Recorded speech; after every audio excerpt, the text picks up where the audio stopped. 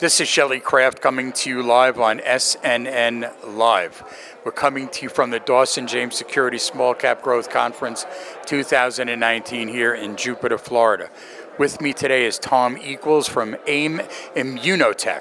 It's a publicly traded company on the New York Stock Exchange American, and the symbol is AIM, A-I-M. Tom, welcome to SNN Live. Well, thank you very much. So it's a pleasure to be here, Shelley, and good to see you again and your team. It's good to have you. Now let's get started with a brief overview of the company, and we'll go from there. Oh, certainly. I became CEO about 3 years ago, and along with that, I repurposed the company, changing our focus solely on immunotherapy issues, but with a principal focus in immuno-oncology. 3 years ago, we went from having no real clinical trials underway, no real immuno-oncology projects, to going through experimental and human tumor explant work and leaping into major immuno-oncology clinical trials at top institutions. And those major trials are being funded by top grantors such as Department of Defense. There's a grant from Merck. There's national cancer money, all supporting these clinical trials in cancers such as advanced recurrent ovarian cancer, in stage 4 triple-negative breast cancer, brain metastatic breast cancer, and advanced colorectal cancer. Now, what's some history behind the company? Well, our principal product we're working with right now is a drug called Ampligen. Ampligen is a toll-like receptor 3 agonist. It's highly selective, and that makes it unique. It has a short half-life.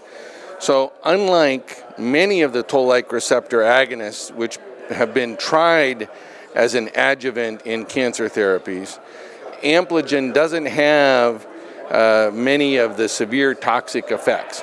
In fact, it appears to be generally well tolerated every time we've used it in oncology. And the effect that Ampligen has, which is demonstrated through animal models, human tumor explant experiments, and now we're in proof of concept clinical trials, is that it converts what are called cold tumors into hot tumors. And what does that mean?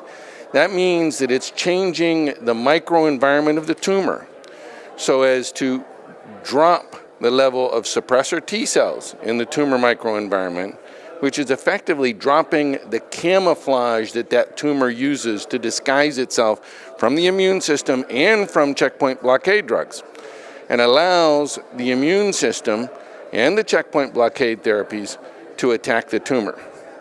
In our animal experiments that were conducted at major institutions in different solid tumors and by different investigators, we were seeing remarkable levels of synergy.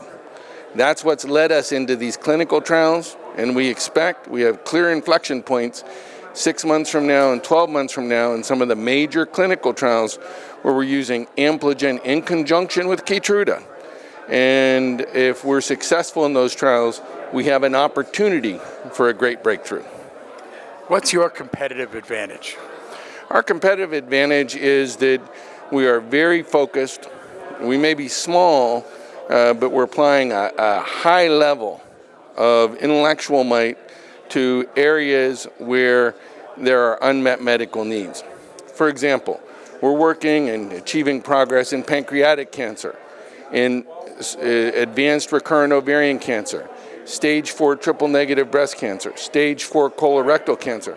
So if we're successful in our objectives in these clinical trials, there's no competition for us in that space either.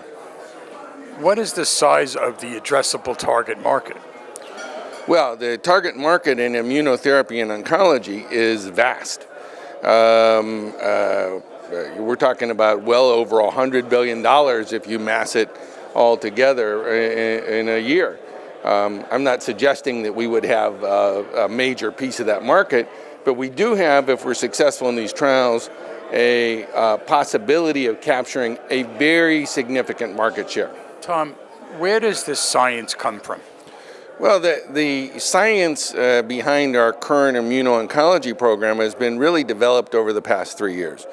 We've taken animal experiments, human tumor explant experiments, and then pushed to create enthusiasm among investigators at major cancer centers to get them to agree to support the institution of clinical trials to test these principles in humans. Because the animal experiments were so compelling, that enthusiasm level was high, grant money was found, and we were able to get those studied. We went from 0 to 6 clinical studies underway at major institutions in 3 years. That's a very remarkable thing.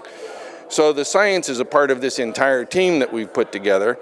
And it was developed in-house, right? Yes, yeah. Working in concert to achieve what I think are, ever increasingly more realizable goals. What's your background? My background starts a long time ago. As you can see, I have a few years on me. I was a helicopter pilot in Vietnam. I flew Cobra gunships. I was asked to stay on as an instructor pilot when the war ended, and served in the Army for approximately another 3 or 4 years, during which time I got my bachelor's and master's of science. I got my bachelor's summa cum laude, and then I got out of the Army and went to law school, got a Juris Doctorate. I was with a firm for many years called Greenberg, Treurig, and Askew. Formed my own firm doing highly complex business litigation, and I became aware of Ampligen and read into it and became enthused, and as a result became one of the, probably the largest individual stockholder, which put me on the board, and ultimately I was asked to become CEO. How does the rest of the team match up? Oh, we have a great team. We have a chief medical officer and chief science officer, David Strayer, who's the foremost expert in, he's an oncologist and also the foremost expert in Ampligen in the United States. Peter Rodino is my chief operations officer. His father was the head of the Watergate Judiciary Committee, so he's very famous in New Jersey, very famous family, but he's my chief operations officer. He's also a lawyer. He's the director of our governmental affairs as well, and my general counsel. Ellen Lintow is our new chief financial officer. Adam Pascali retired. He still works with us on a consulting basis, but he retired several months ago, and Ellen is doing a great job. And we're headquartered in Ocala, Florida, and we still have a manufacturing facility in New Brunswick, New Jersey. Let's get your website out for more information, if you would. Oh, the website is AIMimmuno.com. AIMimmuno.com. Ladies and gentlemen, Tom Equels, AIM ImmunoTech. It's a publicly traded company on the New York Stock Exchange American, symbol AIM. I'm Shelley Kraft. This is SNNLive, coming to you live from the Dawson James Security Small Cap Growth Conference 2019 here in Jupiter, Florida. Tom, pleasure to see you. Shelley. Always a pleasure. Thank you.